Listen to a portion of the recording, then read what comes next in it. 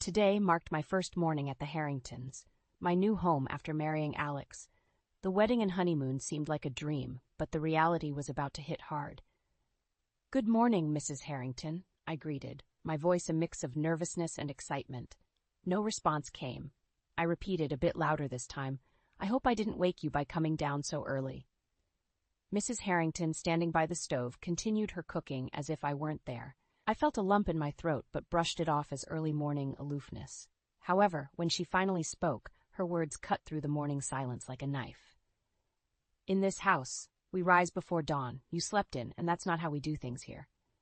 Her tone was icy, her back still turned to me. I was taken aback. I just thought," I stammered, but she interrupted me. "And don't expect to be waited on. Here, you earn your keep. Starting tomorrow, you'll handle breakfast and laundry." Her words were sharp, leaving no room for discussion.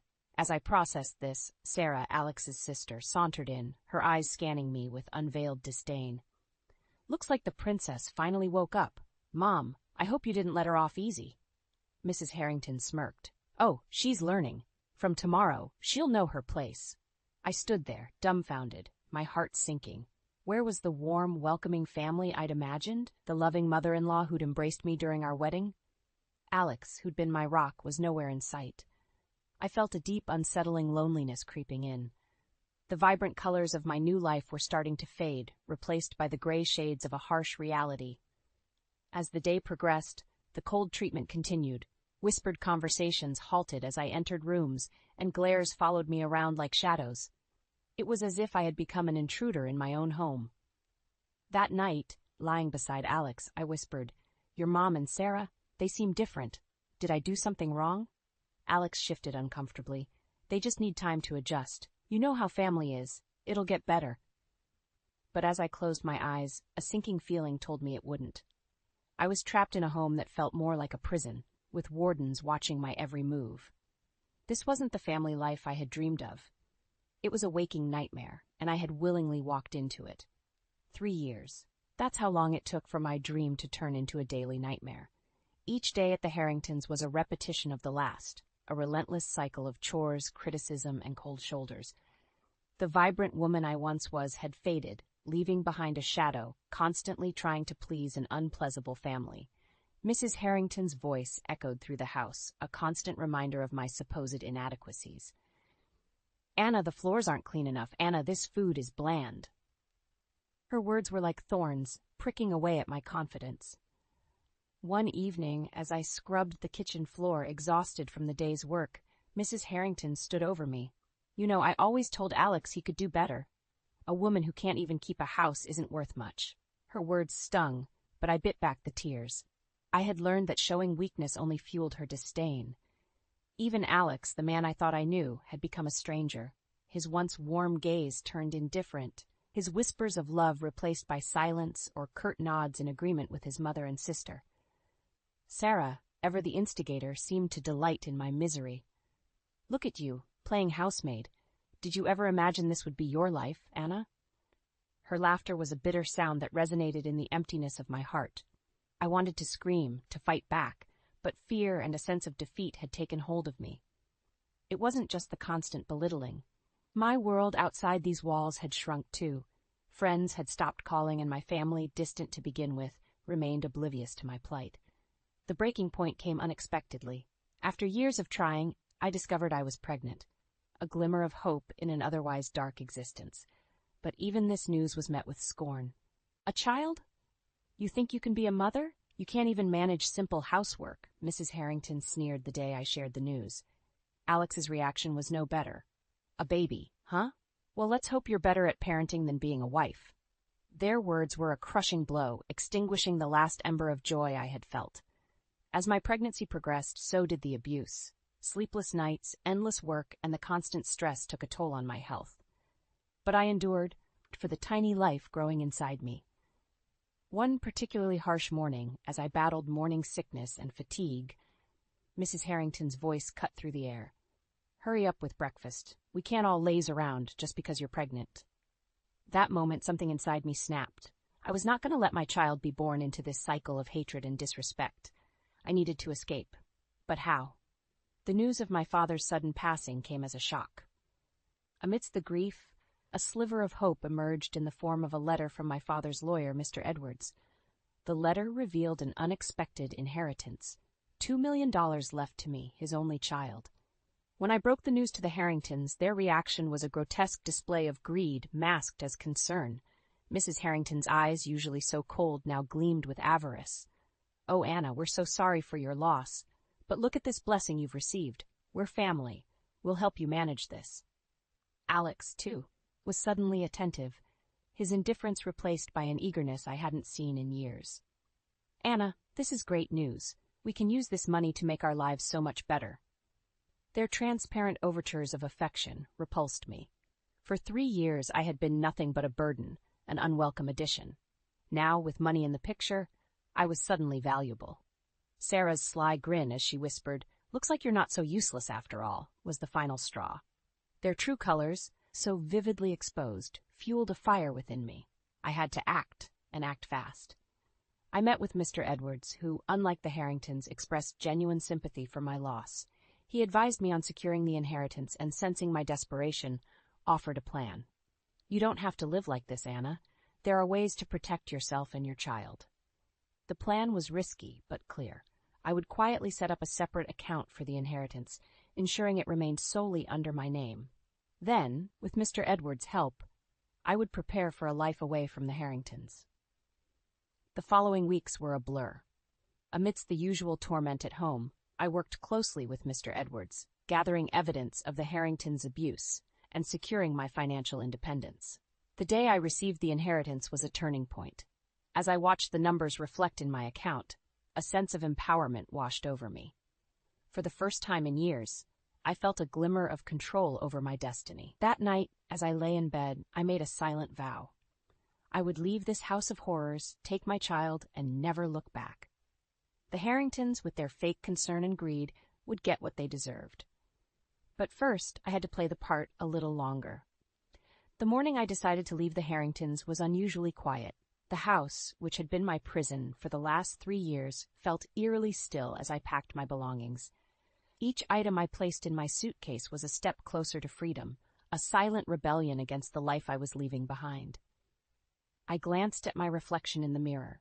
The woman staring back was a shadow of her former self, but her eyes burned with a determination that had been absent for far too long. Downstairs, I found Mrs. Harrington in her usual spot, brewing her morning tea. Her voice was smug as she spoke without looking at me. "I heard you moving around early today. Finally, taking your responsibilities seriously, are you?" I forced a smile. "Yes, Mrs. Harrington. I realized I need to do better." Her laugh was a harsh sound that filled the room.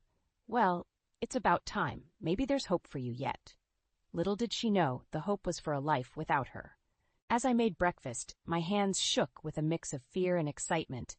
Today I would reclaim my life. Alex was oblivious as he ate, scrolling through his phone. "You seem different today," he said, not bothering to look up. "I'm just trying to be a better wife and mother," I replied, my voice steady. The lie tasted bitter, but it was necessary. After breakfast, I waited for Alex to leave for work. The moment the door closed behind him, I made my move. I had arranged for Mr. Edwards to send a car, which was now waiting discreetly down the street. I took one last look at the house, a symbol of my suffering, and walked out the door without a backward glance. The ride to Mr. Edwards' office was a blur. My heart raced with every mile we put between me and the Harringtons. Mr. Edwards was waiting, his expression one of concern and support. "You've made a brave decision, Anna. We'll take care of everything from here." He had already prepared the divorce papers and a restraining order against the Harringtons. I signed each document with a sense of finality, severing the ties that had bound me. As I left his office, a weight lifted off my shoulders. I was free, but this was just the beginning. The Harringtons had to pay for what they put me through, and I would make sure of it. Life outside the Harringtons' grasp was liberating, yet daunting. The world seemed vast and unfamiliar, but I was determined to rebuild what I had lost. My first few weeks of freedom were spent in a small apartment, the quiet a stark contrast to the constant criticism and chaos of my former life. I often found myself flinching at shadows, half expecting Mrs. Harrington's scathing remarks or Sarah's mocking laughter. But as days turned into weeks, the The fear slowly ebbed away, replaced by a growing resolve for justice. Mr. Edwards had been my unwavering ally, guiding me through the legal process. "The evidence you've gathered over the years is substantial," he said during one of our meetings. "It's time to turn the tables on the Harringtons." The lawsuit was our first strike. Armed with years of documented abuse and financial exploitation, we filed against the Harringtons. The news of the lawsuit hit them like a bombshell. I imagined Mrs. Harrington's shock, her facade of control crumbling as she read the legal notice. I pictured Alex's disbelief, realizing that the submissive wife he had taken for granted was now his adversary. The court proceedings were a whirlwind. The Harringtons' attempts to discredit me fell flat against the overwhelming evidence. Mrs. Harrington's usual commanding presence was reduced to a defeated slouch, her eyes avoiding mine. Sarah's arrogance had vanished, replaced by a sullen, resentful glare.